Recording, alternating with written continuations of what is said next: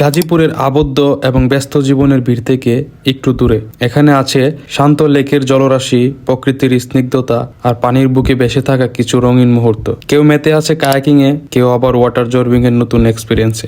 গধূলি বিকেলে সূর্য যখন রং ছড়ায় ঠিক তখনই পাশ দিয়ে চলে যায় আধুনিক ঢাকার প্রতীক মেট্রো রেল। আর এয়ারপোর্ট কাছে হওয়ায় ক্ষণিক পর পর দেখা মিলে বিমানের উড়ন্ত দৃশ্য।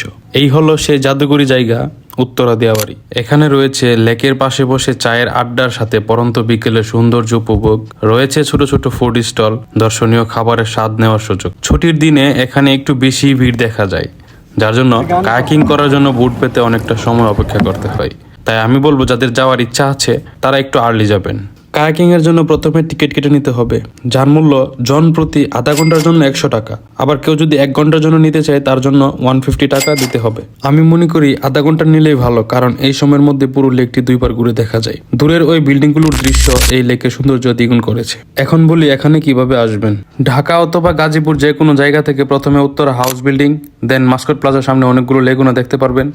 এই লেগুনা দিয়ে উত্তরা সেন্টার আসবেন, জনপ্রতি ভাড়া নেবে 15 টাকা। আর যারা মেট্রো রেলে আসবেন তারা উত্তরা সেন্টার স্টেশনে আসবেন।